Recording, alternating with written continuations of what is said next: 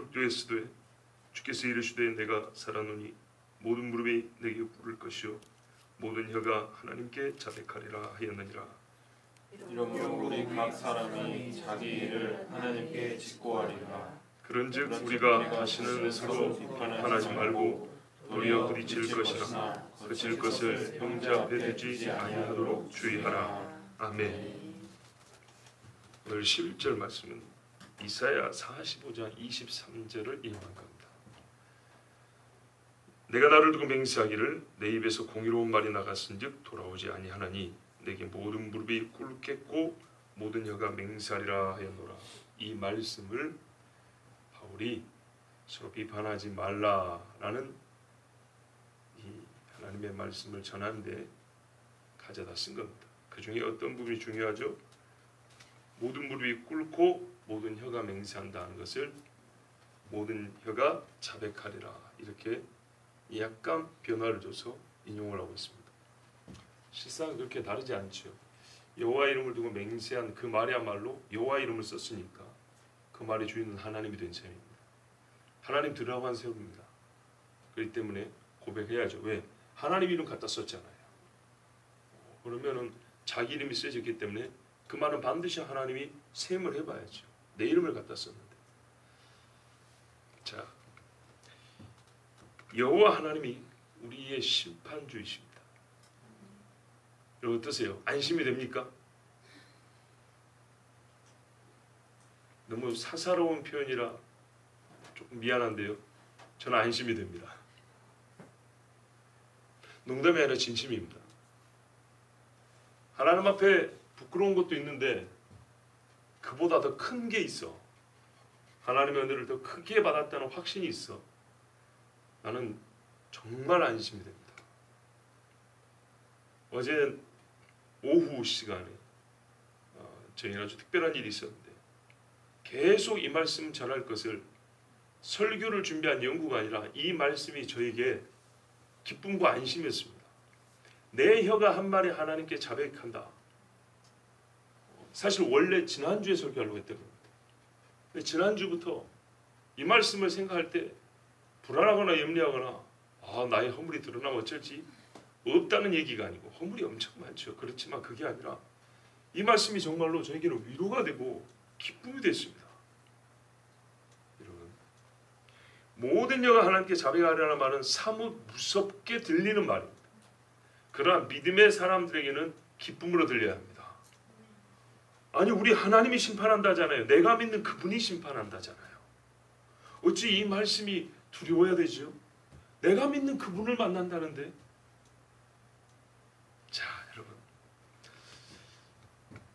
갑자기 생각이 납니다. 정말 소시적에 저희 아버지가 했던 것 같은데 어린애들을 놓고 설교할 때 했던 말씀 같은 어렴풋하게 지금 떠오릅니다. 너희 아빠가 재판장이라고 생각을 해봐. 너희 걱정이 되겠니 안 되겠니? 이렇게 주일학교 아이들을 놓고 설교했던 그 말씀이 살짝 지금 지나갑니다. 옛날 어른들은 그렇게 설교했거든요. 네 엄마 아빠가 아니 너희 아빠가 너를 놓고 재판한다고 하면은 너는 뭔 걱정이 있겠냐? 물론 세상의 불의한 재판관들은 이제 팔이 안으로 굽는다고 그랬죠. 근데 이거는 아이들에게 비유로 가르쳐 준 겁니다. 아이들 수준에서 나를 가장 사랑하는 분이 내가 그 사랑을 받고 있고 내가 아는 그분이 나의 영원한 결국을 판단한다고 할 때 그 사랑의 근거에서 우리가 안심이 되겠냐 안 되겠냐를 어린이 수준에서 가르쳐 준 것인데 그게 지금 오랜만에 생각나는데 사실 그렇지 않습니까? 어린이 수준이지만 정말 그 아버지가 의로우시고 내가 그 아버지에게 죄 용서를 다 받았다면 여러분 어찌 그 아버지가 나를 심판한다는 게 불안과 두려움으로 들리겠습니까? 심판하시는 주님으로서 여호와 하나님은 살아계십니다. 보십시오. 바울은 이렇게 말합니다. 주께서 이르시되 내가 살았노니. 하나님은 이사야서의 그 어느 말씀보다 많은 반복된 표현이 있는데 그 말은 나는 산 자라. 나는 혼자 있는 신이라. 나는 유일한 하나님이라는 그 유일성과 영원하심에 대하여 아주 다양한 표현으로 반복해주고 있습니다. 그래서 그분이 말로 살아계시고 영원하시기 때문에 이 모든 만물을 새롭게 하시는 권능이 거기에 있다 말씀합니다. 살아있습니다. 예수님도 그러죠. 요한계시록에 나는 산자라. 전에 죽었으나 내가 지금 살았노라. 이렇게 말씀합니다. 살아계시다. 모든 산자들의 아버지시요 모든 피조물의 조성자이시요 의인의 상급이시며 악인을 벌하시는 의로우신 하나님이 여호와이시고 그 하나님은 살아계십니다. 살아계시다는 말은 모든 피조물보다 먼저였다는 말이고, 그리고 이 땅의 모든 악인이 다 죽은 후에도 그는 여전히 계신다는 뜻입니다. 그 앞에, 하나님보다 앞에 있는 자가 없었으니 모든 판단의 공의는 여호와 하나님만의 것입니다. 그렇다고 자의로 판단하냐, 제멋대로 그냥 성질대로 그냥 뭐랄까요, 그때그때마다 다른 기준으로 판단하냐, 절대 그렇지 않습니다. 인류 역사를 보세요. 하나님은 항상 변하지 않는 자를 우리에게 그대로 되고 계시다는 것을 스스로 증명하셨습니다. 무엇을 판단하고 어떤 근거로 판단하는지 아담의 때로부터 마지막 세대까지 하나님은 똑같이 제시해 주십니다. 죄값이 무엇인지 가르쳐 주셨고 각 세대들마다 반복하여 가르쳐 줍니다. 옛날에 가르쳐 줬으니까 그 다음 세대는 너희들 알아서 해 이러지 않냐고 또 가르쳐 주고 또 가르쳐 줍니다. 사람의 호흡이 닿는 날까지 본인과 타인에게 유익하고 복된 삶이 이 땅에서도 무엇이 복된지 생수와 화복에 대하여 가르쳐 주셨습니다. 신명기만 하더라도 뭐라 그래요? 기록하여 가르치라잖아요. 네 앞에 생명과 죽음과 복과 저주를 두었노니 네가 택하라 그럽니다. 그리고 이 말씀을 기록해서 그 다음에 계속 가르쳐 줬습니다. 하나님 자신에게 지은 죄로부터, 하나님 자신에게 지은 죄, 제일 무서운 죄죠. 그런데 그 죄부터 시작해서 용서받는 길을 보여주셨습니다. 이 제일 큰 죄를 용서받는 길을 가르쳐 줬는데 뭘 안 가르쳐 주시겠어요? 정말 수없이 보고 들을 수 있는 기회를 주셨으니 하나님의 판단은 의롭습니다. 다 감춰놓고 깜짝 놀래키신 분이 아닙니다. 대한민국에 태어났으면 죽을 때까지 십자가만 보는 횟수가 셀 수 없는 수십만 수억 번이 될 수도 있습니다. 그러므로 모든 피조물은 만드신 분 앞에 존재적 유한함으로 무릎을 꿇고, 피조물이기 때문에 무릎을 꿇고, 또 사지가 부르부르 떨려 서 있지를 못하고 자기 죄 때문에 재판장이신 하나님 앞에 무릎을 꿇게 되어 있습니다. 그때 죄인은 자기 죄를 결코 입 밖에 내고 싶지 않아도 자기도 모르게 입이 벌려져서 술술술술 자백하게 됩니다. 세상에서는 고문을 해야 겨우 하고 싶지 않은 말이지만 한마디로 하지만 하나님 앞에서는 고문이고 뭐고 소용이 없습니다. 고문하지 않습니다. 그냥 서면 입 벌리고 나오게 되어 있습니다. 온 천지에 가득한 내 죄에 대한 증인들의 말보다 자기 입에서 나오는 자기 죄악에 대한 자기 증언으로 하나님의 판결문의 대부분을 채울 겁니다. 여러분, 그렇다면 우리 혀를 조심해야겠죠. 살고 죽음이 혀의 권세에 달려있다 그랬습니다. 내 혀로 남이 하는 일을 말하는 게 아니고 내가 한 일을 말을 한다 그랬습니다. 직접. 그렇다면 여러분, 혀를 놀린다 그러죠. 이거는 격이 따른 게 실제로 혀를 놀린다 이렇게 표현하는데, 우리가 혀를 놀릴 수 있는 이때에 아주 말을 조심해야 됩니다. 특별히 본문의 요점은 주권이 하나님께 있는 다른 형제에 관하여 함부로 판단하지 말라는 것에 있기 때문에, 형제가 먹는 것과 나를 지키는 것이, 그가 어떤 것을 먹고 어떤 나를 지키는 것이 진실로 주를 위하여 한 일이라면, 자기를 위하여 하지 않고 주를 위하여 한 일이라면 판단에 매우 신중해야 합니다. 그리고 판단하지 않음이 옳습니다. 왜냐? 만일에 판단이 잘못되면 그 잘못된 말은 고스란히 내 죄가 됩니다. 자기를 위험에 빠뜨리는 겁니다. 그러면 여러분, 우리가 어떻게 해야 될까요? 판단하지 말아야겠죠. 그러나 지난 시간에도 말씀드렸지만 무조건적으로 판단하지 말라 소리는 아닙니다. 양의 탈을 쓴 이리가 있다 그랬고 거짓 선지자가 있다 그랬습니다.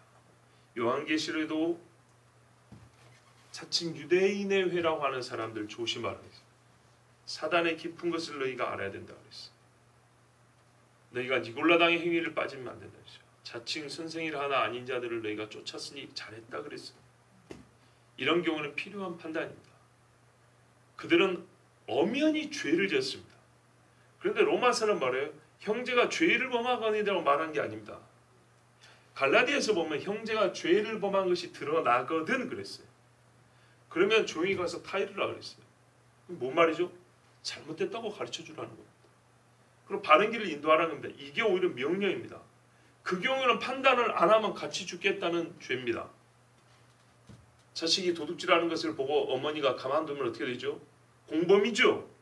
왜? 그 자식을 가르칠 책임이 어머니에게 있거든요. 경찰은 그 자식이 범죄했을 때 잡아서 교도소에 넣어요. 재판에 넘길 책임이 있지만 그 자식이 바른 길로 가도록 인도할 책임은 부모에게 있는 겁니다. 그러므로 바른 길로 인도하지 않음에 대해서는 경찰에게 뭐라 할 게 아니고 부모인 자기 책임인 겁니다. 자, 바른 길로 인도해야 될 선생이 거꾸로 사람들을 죽을 길로 인도를 했어요. 자, 그러면 어떻게 되죠? 이 사람은 그도 죽고 다른 자도 죽고 바리새인도 죽고 바리새인의 제자도 죽고 예수님이 바리새인은 항상 판단하셨다는 것을 아시지요. 대놓고 하셨어요. 저 바리새인과 서기관들은 하면서 딱 지목을 해버렸어요. 자, 왜 이런 경우는 판단해야 되냐? 우리는 잘 몰라요. 이런 소리 하면 안 돼요. 네, 우리 참 조심해야 돼요. 우리는 잘 몰라서요. 아니요. 다 알아요. 아는 거 많아요. 예를 들어서 우리 본인의 재물과 재산에 관한 문제는요. 잘 모르는 처음 일이라도 구청 갔다 오고 세무서 갔다 오고 법원 갔다 오고 오만 데 다 다니면서 한 푼이라도 손해보지 않으려고 다 해요. 그렇죠? 처음인데도 다 해요. 물어서라도 가는 거예요. 집을 가려면 물어서라도 찾아가는 거예요. 어디 납치되거나 길 잃어서 미아가 되거나 이러지 않으려면 내가 글을 알고 말할 수 있으면 최선을 다하는 거예요. 그런데 우리가 의로운 일에는 교회에서 서로 간에 해야 될 일에는 우리는 처음이라서요. 경험이 없어서요. 잘 몰라서요. 그 말도 하나님이 듣고 계십니다. 그 말을 하는 심정도 듣고 계십니다. 별로 생각이 없구나. 별로 뜻이 없구나. 별로 열심이 없구나. 다 합니다. 자, 옳은 일을 하는가 그른 일을 하는가 애매한 경우가 있고요. 분명히 그른 일이 있어요. 어떤 경우는 분명히 옳은 일이 있어요. 우리의 판단은 이 세 가지에 다 있다는 걸 아셔야 됩니다. 옳은 일에 대한 어떻게 판단해야 되죠? 옳소 판단해야 되는 거예요. 그른 일에는요. 틀렸소 판단하는 거예요. 물론 서로 간의 자리와 신분과 관계를 생각하고 예의에 맞게 해야 됩니다. 틀렸더라도 자식이 부모한테 친구한테 말하는 것처럼 말하면 안 되겠죠. 그죠? 예. 애매한 경우에는 제일 중요한 부분인데 여기서는 신중하게 보고 잘 생각해야 됩니다. 그러니까 자기가 확신하는 이상으로 표현하면 안 됩니다. 즉 이단을 우리가 정죄하는 경우 있죠. 이단이야 이렇게 말하는 경우 있죠. 이 단이라는 말은 하나의 결정문입니다. 그 결정문을 발언으로 말로 할 정도로 확신이 있을 때 하는 말이지. 약간의 어떤 이유를 가지고 좀 애매한데 말은 이단 이렇게 해버리면 안 된다는 거예요. 속마음에는 아리까리해요. 20, 30%밖에 자신이 없어요. 그런데 말은 플러스 100이든 마이너스 100이든 어느 쪽에 속하는 중간 없는 양당 안에 하나밖에 안 되는 그런 표현을 딱 선택을 해버리면 제 마음은 20밖에 아니었는데요. 그래도 100을 말했으면 그 말에 100을 책임져야 되는 거예요. 맞죠? 저 사람이 아군인지 적군인지 모르겠는데 혹시 모르니까 쏴버렸어요. 아군이네. 어떻게 할 거예요? 사람 죽인 거죠. 이런 경우에 말을 참 조심해야 됩니다. 그러나 너무 조심하다 보면 어떻게 되죠? 서로 판단하지 마. 이제 이게 유행어가 돼버려요. 그래서 죄가 드러났는데도 하나님이 하신 것처럼 하지 않아요. 하나님은 죄가 드러나면 어떻게 했냐? 천사들과 함께 찾아서 보러 온다 그랬어요. 이것들이 시끄러운데 뭔 탑을 쌓는지 한번 내가 보러 왔다 그랬어요. 소돔에서 부르짖는 소리에서 내가 확인하러 왔다 그랬어요. 확인 결과 딱 판단됐죠? 물로 불로 심판하셨어요. 예수님도 그렇게 하셨어요. 선지자들 봐보세요. 얼마나 판단하는 말이 많은가. 예, 엘리야 엘리사가 그 시대 왕들 앞에 막 소리 지르는 거 봐보세요. 자, 이런 이유는 우리가 해야 되는 판단입니다. 그렇지 않으면 누가 그 땅에 의로운 소리를 말하겠습니까? 온 집안이 불상을 세워놓고 제사를 1년에 10번씩 드리는데 내가 유일하게 예수 믿는 사람이에요. 10년 동안 입 다물고 있어요. 그게 잘한 건가요? 판단하면 안 되니까? 저 사람들 기분 나빠서 교회 안 오니까? 아니요. 기분 나빠도 싸웠으면 10년 동안 한 사람 교회 올 수 있어요. 안 싸우면 20년 30년 지나도 아무도 안 와요. 자, 이런 경우는 어떻게 해요? 성경에서 판단하라는 겁니다. 분명히 명령한 거예요. 가리라 그랬어요. 너도 죽고 형제도 죽고 죽기 싫으면 이런 경우는 가리라 그랬어요. 그래서 성경은 잘했다고 분명히 말씀했어요. 예수님도 말씀에 12제자인데 그 중에 하나를 보고 하나는 마귀다 이렇게 말해버렸어요. 그런데 오늘 말씀 뭐예요? 어떤 사람이 날과 달에 대하여 더 열심을 가지고 있는 경우예요. 그리고 약간의 견해 차이가 있는 거예요. 이거는 해도 되고 안 해도 되는 문제인데 거기에 차이가 있는 경우. 그런데 여기에 뭐예요? 마치 죄인을 판단하는 것처럼 판단해버린 거예요. 말이 심하게 나가는 거죠. 이런 경우에 조금 오버했습니다로 끝나는 게 아니라 하나님은 뭐라 그랬어요? 너 그 함부로 판단하는 권한이 너에게 있냐? 이렇게 말했어요. 내 종인데 네가 판단했어. 그러면 어떻게 해요? 내 권한에 있는 사람을 네가 판단했으니까 내 권한을 네가 대리 행사한 거 아니에요. 거기에 대해서 내가 책임 묻겠다는 거예요. 비판을 하지 말라는 말씀은 죄를 분별하지 말라는 말씀이 아닙니다. 로마서 말씀은 죄인에 대하여 한 말씀이 아니고 형제의 부족함에 대하여, 형제의 조금 더 있는 열심에 대하여, 약간의 다름에 대하여 마치 죄를 판단하듯이 판단하는 자에 대하여 하나님이 경고하시는 겁니다. 그 말이 곧 죄가 된다고 말씀한 겁니다. 자, 여기서 더 나가면은 우리가 무엇을 해야 될까요? 비판을 하지 않는 것으로 끝나는 게 아니고 비판할 것을 그 앞에 두지 아니함이 아름답습니다. 우리 십계명도 그러잖아요. 살인하지 말라, 안 죽였어요, 이런 것이 아니고 살리기 위해서 애를 써야 마땅한 것처럼 비판하지 않는 것으로 끝나는 게 아니라 더 좋은 말을 서로가 할 수 있도록 선한 것을 앞에 두면 비판할 거리가 줄어들겠죠. 행여나 실수할 가능성이 적어지겠죠. 자, 거기까지 가야 됩니다. 도리어 부딪힐 것이나 거칠 것을 형제 앞에 두지 아니하도록 주의하라 그랬어요. 형제가 실족할 것을 앞에 두지 말라는 거예요. 그가 나를 비판할 것을 앞에 두지 아니함이 아름답죠. 근데 이거는 쌍방의 말씀입니다. 전에 비판받았던 사람이나 지금 비판하는 자나 마찬가지입니다. 이 말씀에 보면 우리가 다시는 서로 비판하지 말고 그랬죠. 우리가 비판하던 사람이나 받던 사람이나 항상 비판하는 사람만 비판하기만 하고 비판받는 사람만 받기만 했을까요? 그러지 않거든요. 이 경우에는 내가 안 해도 될 비판하는 경우가 있고 저 경우에는 네가 나한테 너무 심하게 비판하는 경우가 있어요. 우리가 서로가 아닙니다. 다른 번역에 보면 도리어 형제들 앞에 거치는 것이나 방해물을 놓지 아니하였는지 판단해야 하리라. 무슨 말이냐면 비판하던 나도 내가 다른 사람 앞에는 거치는 것을 놓지 않았는가 하고 스스로 자기의 행위를 판단해 봐야 된다는 거예요. 그러니까 남을 판단하기 전에 스스로 자기가 저 사람이 실족할 만한 걸 돕는가 하고 판단을 먼저 하라는 이 말씀입니다. 비판하던 사람, 여러분 어떤 경우가 있냐면요. 이 비판이 도리어 거치는 장애물이 돼요. 보세요. 정말 주려야 했고 하나님이 받으신 건데 저기서 비판을 해버렸어요. 하나님이 받은 건데도. 그럼 어떻게 되죠? 이 사람은 낙심이 되겠죠. 자신감도 떨어지겠죠. 그러면 하나님 앞에 해야 할 것을 더 열심히 못하게 되겠죠. 그 비판하던 사람 눈앞에서는 더 못하게 되겠죠.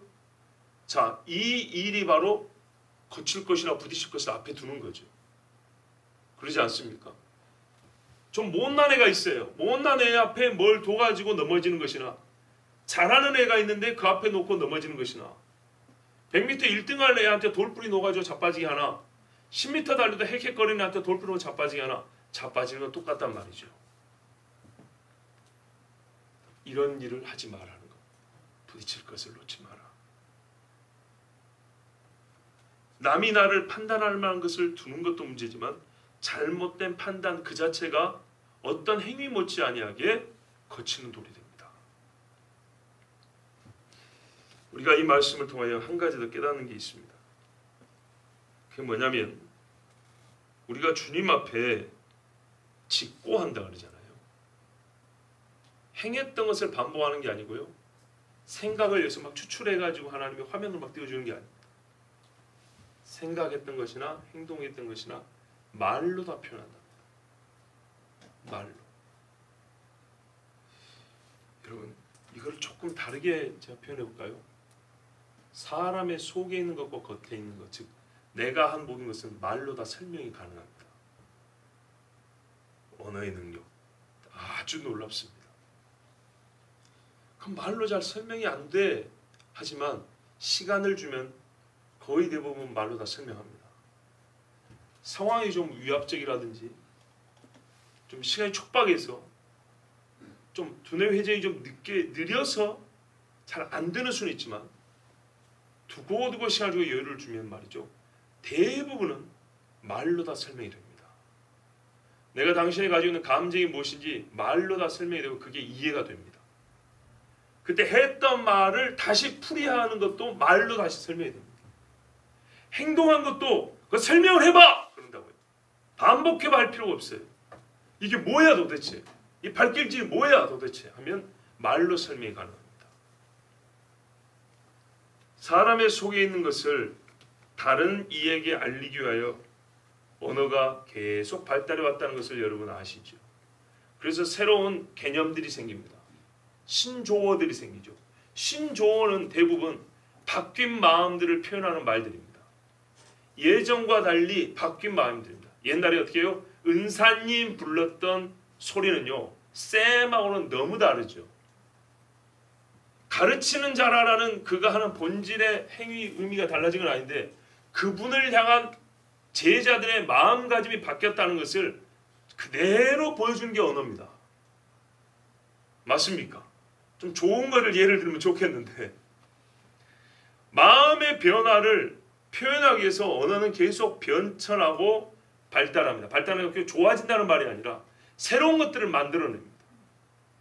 근데 그 새로운 것들이 만들어진 언어들을 모아보면 100년 전에 만들어진 언어하고 지금 만들어진 언어를 보면 사람의 속이 얼마나 병들고 썩었는지를 대번에 알 수 있습니다. 쓰는 말을 보면 알 수가 있습니다.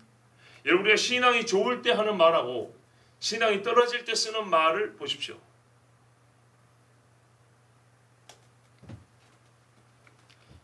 자, 그러면 우리 속에 있는 것들이 대부분 아니 사실상 100%다 말로 다 표현이 되는데 본문에서 우리가 좀 한 걸음 더 나아가 봅니다. 비판하지 않는 것으로 끝날 것이 아니라 말을 조심하는 것으로 끝날 것이 아니라 하나님을 향하여 내 마음속 깊은 것이 뭘로 표현이 된다고요? 말로 표현이 돼요. 형제를 우습게 여기는 게 말로 표현이 되고 어느샌가 새어나와요. 반드시 새어나옵니다. 특별한 계기가 없으면 계기를 만들어서라도 합니다. 그런데 하나님을 향하여 우리 마음속에 있는 것은 역시 마음에 있는 것, 이 말로 다 나오게 돼 있는데 과연 우리가 하나님을 향해서 지금부터 말 조심해야지 이걸로 끝나지 말고 다윗 같은 언어 생활, 솔로몬 같은 말하기. 여러분 이거를 꿈꿔야 되지 않을까요? 살인하지 말라 해서 조금씩 점점 앞으로 나가고 하면 자기 목숨을 주고 다른 사람의 생명을 살린 데까지 나간단 말이죠. 응급처치하는 걸 넘어서서 자기 목숨을 내주기까지 바꾸기까지 한단 말이에요. 그렇다면 우리가 의로운 자를 죄인으로 만드는 언어를 썼던 사람이라면 그렇게 하지 말라잖아요. 그렇게 하자고 방향을 틀었을 때 최대치로 나가면 우리의 언어라는 것은 상당히 많은 것들을 표현할 능력이 있고, 그 많다는 것은 양만이 아니라 다른 것으로는 표현하기 불가능한 것들까지 표현이 되는 게 언어란 말이죠. 그 중에 한 가지 예를 들면, 마음 깊은 곳에 있는데 아직까지 끌어내어 본 적이 없는 것들이 있어요. 마음속 깊은 데 있는데 그게 좋은 거예요. 좋은 건데 아직까지 한 번도 말해 본 적이 없어요. 하나님은 그 소리를 듣고 싶어 하는데 내가 말하지 않은 것들이 있어요. 이제부터 말을 해보세요. 네 말을 해야 내가 듣는다. 그리고 그게 내 앞에서 나중에 심판대 앞에서 다시 반복하여 네가 고백할 말이다. 네가 한 말을 내가 다시 듣는다는 말씀인데, 좋은 말을 하면 하나님이 그 좋은 말을 하나님 앞에서 다시 하는 것 아닙니까? 깊은 데서 있는데 하고 싶은데 하지 않은 말. 내가 하나님 앞에 예수를 믿으면서 좀 낯뜨거워서 표현하지 못했지만 꼭 표현을 한 번쯤 해보고 싶은데 체면상 못한 것, 한번 끄집어내서 말해보세요. 다윗의 저리 가라는 정말 멋진 말들이 나옵니다. 그럴 때 하나님의 영은 우리의 말하기를 도와줍니다. 내가 찬송을 잘 못해도 열심히 부르면 하나님의 영이 도와주듯이, 미약해도 옥에 갇혔어도 신앙을 지키려고 하나님 믿음을 주세요 하면 믿음을 주듯이, 하나님 내 속에서 선한 것들도 있고 악한 것도 있는데 꼭 이쪽에서만 말이 나오는데 이걸 제어해 주시고 선한 것을 가장 깊숙이 있는 선한 것까지 끄집어서 내가 호흡 있는 날 동안 다 주님 앞에 말하고 죽게 해주세요. 여러분, 여기까지 이르길 바랍니다. 또 너무 오랫동안 감춰두기만 했던 하나님을 영화롭게 해드릴 수 있는 말들 있습니다. 하나님의 교회를 복되게 할 수 있는 말들도 있습니다. 그것을 풀어서 그 소리가 내 입에서 나가기를 구하십시오. 조금 더 연마된 언어로 말하는 것, 이거는 세상에 교양 있는 사람들도 할 수 있습니다. 그런데 사람이 악인이라도 자기가 선하다고 생각하는 제일 선하다고 내가 할 수 있는 최고의 선한 것 한 가지 지금 갖고 있는데, 믿음의 사람들은 더 깊은데 더 좋은 게 있어요. 근데 이거를 표현하지 않고 보통 요 물밑에서 이런 데서 우리 촌말로 깔짝거린다 그러는데, 얕은 물에서 손바닥 착착착 이렇게 친단 말이죠. 찰싹찰싹 이렇게 친단 말이에요. 거기서 쓸만한 언어들로 하나님 앞에 고백하고 살아요. 그러지 말고 깊은 데서 감정도 끌어올리고, 깊은 데서 기쁨도 슬픔도 끌어올려서 하나님 앞에 한번, 소원도 소망도 하나님 앞에 한번, 주를 영화롭게 하고 싶은 마음도 여러분 갖고 계시죠? 주를 영화롭게 하고 싶은 마음 갖고 계시죠? 근데 이게 예배 시간에 나타나야 돼요. 여기 나타난다. 이 모습에 나타나요. 정말 내가 예수 믿으면서 하나님을 영화롭게 하고 싶다 하는 생각이 있으면 그것도 끄집어내서 내 입으로 하나님 앞에 고백을 해보세요.